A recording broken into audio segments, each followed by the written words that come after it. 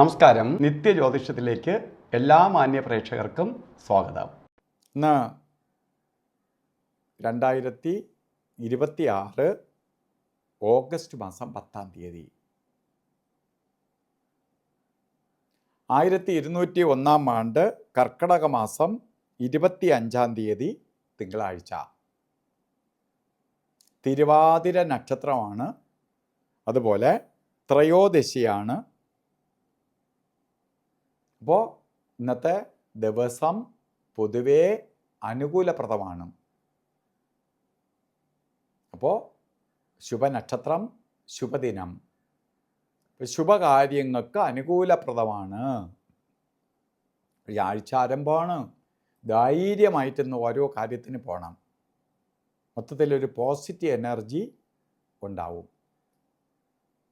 അപ്പോൾ നമ്മൾ ആ പോസിറ്റീവ് എനർജിയെ വിനിയോഗിക്കണം. നമുക്ക് ഒരാഴ്ചയിൽ എല്ലാ ദിവസവും പോസിറ്റീവ് എനർജിയുള്ള പീരീഡ് കിട്ടണമെന്നില്ല. കിട്ടുന്ന ദിവസത്തെ നമ്മൾ ജീവിതയാത്രയിലാണ്. ഇന്ന് ഇറങ്ങുമ്പോൾ നല്ല റോഡ് കിട്ടിയാൽ നമ്മളെല്ലാം ആക്സിലേറ്റർ കൊടുത്ത് പോകണം. അല്ലാതെ ട്രാഫിക്കിലോ അല്ലെങ്കിൽ കൊണ്ടുവച്ച് ആക്സിലേറ്റർ കൊടുത്താൽ പ്രോബ്ലം ആവും. അതുപോലെ നമുക്ക് നല്ല സമയം തന്നിരിക്കുകയാണ്. ആ സമയത്തെ വിനിയോഗിക്കണം. അതുപോലെ തന്നെ തിരുവാതിര നക്ഷത്രം, കർക്കിടക മാസത്തിലെ തിരുവാതിര നക്ഷത്രം ബർത്ത്ഡേ ആയിട്ട് വന്നിട്ടുള്ളവർക്ക് ഒരു വർഷത്തെ ഫലത്തെയാണ് ചിന്തിക്കേണ്ടത്. വാർഷിക ഫലം നോക്കുമ്പോൾ അവർക്ക് ഒരു വർഷം വളരെ അനുകൂലപ്രദമാണ്. എന്തൊക്കെ സമയദോഷം നിന്നാലും നിങ്ങളെ സപ്പോർട്ട് ചെയ്യും. ചന്ദ്രൻ്റെ സപ്പോർട്ടുണ്ടാവും. അതുകൊണ്ട് ആ പോസിറ്റീവ് എനർജി കൊണ്ട്, ആ ചാർജ് കൊണ്ട് നമ്മൾ മുന്നോട്ട് നയിക്കാൻ പറ്റും. ഏതൊക്കെ കാര്യത്തിനാണ് അത് കൂടുതലായിട്ട് വിനിയോഗിക്കേണ്ടത്? മൊത്തത്തിൽ നമുക്ക് വ്യത്യാസമൊക്കെ വരും. പക്ഷെ അതിലുപരി ചില പ്രധാന കാര്യങ്ങൾക്ക് കൂടുതൽ സപ്പോർട്ട് ചെയ്യും. എന്നുവെച്ചാൽ വിദേശത്ത് യാത്ര ചെയ്യാനോ, വിദേശത്ത് പഠിക്കാൻ പോകാനോ, മൈഗ്രേറ്റ് ചെയ്ത് പോകാനോ ഒക്കെ സപ്പോർട്ട് ചെയ്യും. അതുപോലെ വീട് വെക്കാനോ, വാഹനം വാങ്ങാനോ, ഭൂമി വാങ്ങാനോ അതുപോലെയുള്ള കാര്യങ്ങളെയും സപ്പോർട്ട് ചെയ്യും.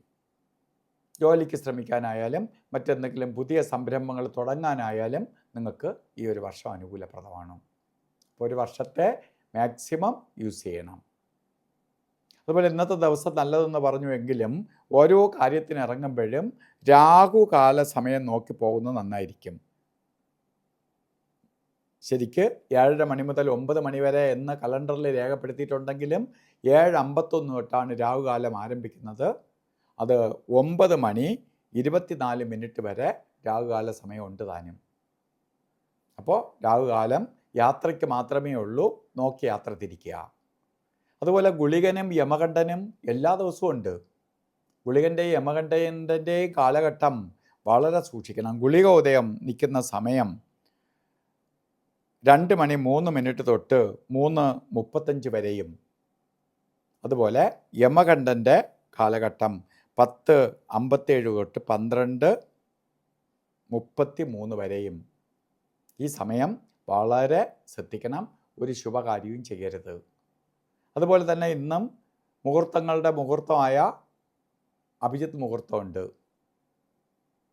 ആ മുഹൂർത്തം വരുന്ന സമയം 12 മണി 6 മിനിറ്റ് തൊട്ട് 12:54 വരെ 48 മിനിറ്റ് നേരം. അതിൽ 4 മിനിറ്റ് ഒഴിച്ച് 44 മിനിറ്റും നമുക്ക് ഉപയോഗിക്കാം. ഇന്ന് ഓരോ കാര്യത്തിന് ഇറങ്ങുമ്പോഴും വസ്ത്രധാരണത്തിൽ ശ്രദ്ധിക്കണം. വെളുത്ത കളറോ അല്ലെങ്കിൽ ശരിക്കും പേളിൻ്റെ കളറോ ആയിട്ടുള്ള വസ്ത്രധാരണത്തിൽ ഉൾപ്പെടുത്തണം. അല്ലെങ്കിൽ ഒരു കർച്ചീപ്പായിട്ടെങ്കിലും കയ്യിൽ കരുതണം. കാരണം ചന്ദ്രൻ്റെ പോസിറ്റീവ് എനർജി വലിച്ചെടുക്കാൻ സഹായിക്കും. അപ്പോൾ ഇന്നത്തെ ദിവസം എല്ലാവർക്കും നല്ലത് വരട്ടെ എന്ന് പ്രാർത്ഥിച്ചുകൊണ്ട് നിർത്തുന്നു. നന്ദി, നമസ്കാരം.